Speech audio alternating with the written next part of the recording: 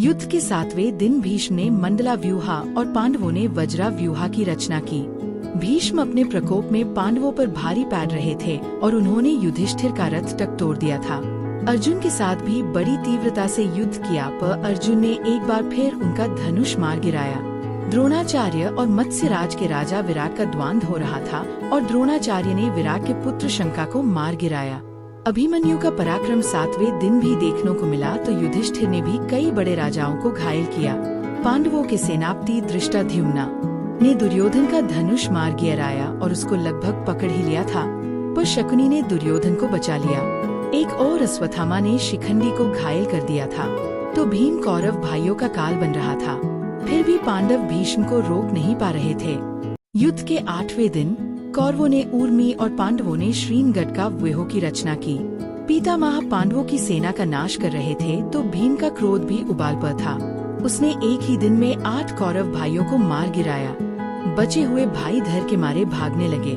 दूसरी ओर अभिमन्यु का पराक्रम और सामर्थ्य देखकर क्रोधित दुर्योधन भीष्म से बोला कि वो पांडवों पर प्रहार नहीं कर रहे हैं, पर पांडव उनको हताहत करने से चुप नहीं रहे। तब भीष्म ने कहा कि अपने भाइयों की मृत्यु का कारण खुद दुर्योधन है, जिसने द्रोणाचार्य, विदुर, गांधारी और भीष्म के कहने पर भी शांति नहीं युद्ध का चुनाव किया।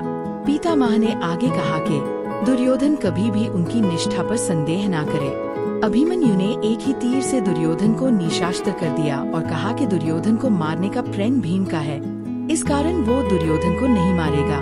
ऐसे अपमान से दुर्योधन और भी क्रोधित हो गया। अभिमन्यु के साहस और शक्ति प्रदर्शन को देख भीष्म बहुत खुश हुए और द्रोणाचार्य से कहा कि अभिमन्यु तो अर्जुन से भी अच्छा योद्धा है, पर कौरवों के सेनापति होने के कारण भीष्म ने द्रोणाचार्य, कृपाचार्य, दुर्योधन, जयद्रथ, अश्वत्थामा और बाकी योद्धाओं को अभिमन्यु की ओर भेजा। तब कृष्ण, अर्जुन, युधिष्ठिर और भीम अभिमन्यु की सहायता में आए, पर अभिमन्यु का प्रताप ऐसा था कि उसने एक एक तीर से कई योद्धाओं को मार गिराया। दूसरी ओर इरावन, अर्जुन और उलूपी का पुत्र शकुनी और बाकी महारथियों में हाहाकार मचा रहा था। तब दुर्योधन ने राक्षस अलम्भूषा को निर्देश दिया और उसने इरावन को मार दिया। इस बात से अर्जुन को बड़ा आघात हुआ। युद्ध के 9वें दिन भीष्म ने सर्वतोभद्र व्यूहा और पांडवों ने मंडला व्यूहा की रचना की। भीष्म आज एक भयंकर ज्वालामुखी की तरह पांडवों की सेना का नाश कर रहे थे। उन्होंने काले बादलों का अंधकार बनाया और पांडवों की सेना का संहार करने लगे। पांडवों की चिंता को अभिमन्यु ने दूर किया और अंधेरे को हटाकर कौरवों की सेना पर वार किया। अभिमन्यु के पराक्रम को देखकर दुर्योधन ने राक्षस अलम्बूषा को उसकी ओर भेजा।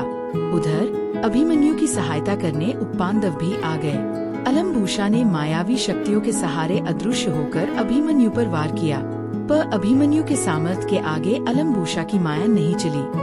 सारे भाइयों ने मिलकर उसको क्षति पहुंचाई और अभिमन्यु ने उसका वध कर दिया। दूसरी ओर नकुल और सहदेव ने मिलकर शकुनी और दुशासन की सेना पर प्रहार किया। युधिष्ठिर, सत्यकी, कैकेयी, नकुल, सहदेव और अन्य राजाओं ने भीष्म को रोकने के लिए उन पर कई प्रहार किए, पर आज पितामह का प्रकोप चरम पर था। अर्जुन ने पितामह से द्वंद्व किया और उनके रथ का ध्वजा मार गिराया। रह रहकर भीष्म का मन गर्व से भर जाता जब भी वे अर्जुन और अभिमन्यु के प्रताप को देखते, पर भीष्म भी अचल चट्टान की तरह थे। उनके एक ही तीर से अर्जुन के हजारों तीर मार गिराते। दिन के अंत तक पांडवों की क्षति अधिक हुई। उनको समझ नहीं आ रहा था कि भीष्म का तोड़ क्या है। युद्ध की 9वीं रात कृष्ण के कहने पर पांडव भीष्म से मिले और उनको हराने का रास्ता पूछा। भीष्म ने कहा कि वो किसी भी पुरुष के हाथों नहीं मारे जाएंगे। तब कृष्ण ने समझाया और पांडवों ने शिखंडिनी को रण क्षेत्र में उतारा। महाभारत के 10वें दिन पांडवों ने शिखंडी के साथ देव व्यूह रचा। भीष्म ने असुर व्यूह रचा और युद्ध के पहले प्रहर में ही पांडवों की सेना के हजारों सैनिकों को मार गिराया। शिखंडिनी को देखकर दुर्योधन, द्रोणाचार्य, दुशासन और अन्य योद्धाओं ने भीष्म के चारों तरफ एक दीवार सी बना दी थी ताकि शिखंडिनी और भीष्म का आमना सामना न हो पाए। शिखंडिनी और अर्जुन पितामह की ओर बैठ रहे थे और भीष्म एक आग के गोले की तरह पांडवों की सेना को निगल रहे थे। उन्होंने पांचाल की अधिकतम सेना का नाश कर दिया था, पर उन्होंने शिखंडिनी पर वार नहीं किया। द्रोणाचार्य के कहने पर अश्वत्थामा ने शिखंडिनी से युद्ध किया और उसको हरा दिया। वहीं धृष्टद्युम्न से कृतवर्मन युद्ध कर रहा था तो अश्वत्थामा राजा विराट और द्रुपद से लड़ रहा था। तो अभिमन्यु ने राजा सुधाक्षिणा को मार गिराया। आज का दिन केवल रक्तपात और मृत योद्धाओं से भरा हुआ था। दोनों ही पक्ष अपनी क्षमता से बढ़कर युद्ध कर रहे थे। तभी दुशासन ने शिखंडिनी को घायल कर दिया और इससे पहले कि वो उसको मार देता, अभिमन्यु ने शिखंडिनी को बचा लिया। इसे विचलित होकर भीष्म ने दुर्योधन से कहा कि ये उनका आखिरी दिन है और वे और युद्ध नहीं करेंगे। उन्होंने युधिष्ठिर से कहा कि वे शिखंडिनी को लेकर आए। भारी मन से पांडव घायल शिखंडिनी को युद्ध में लाने गए। तब दुर्योधन के कहने पर सारी सेना भीष्म को बचाने में लग गई। शिखंडिनी के आने तक भीष्म और अर्जुन में घमासान युद्ध हुआ। आज ये युद्ध धर्म और अधर्म का नहीं था, ये युद्ध था भीष्म को बचाने का।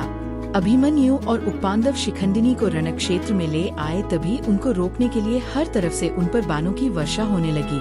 अभिमन्यु घायल हुआ, तब अर्जुन उसको बचाने गया। सूर्यास्त से पहले ये युद्ध एक भयंकर काल का रूप ले चुका था। ये अर्जुन और अभिमन्यु का पराक्रम है था, जो इतने भीषण युद्ध के बीच उन्होंने शिखंडिनी को भीष्म के सामने ला खड़ा किया। और तब भीष्म ने अपने शस्त्र त्याग दिए और कृष्ण के कहने पर अर्जुन ने भीष्म के ऊपर साइकादो बाणों की वर्षा कर दी।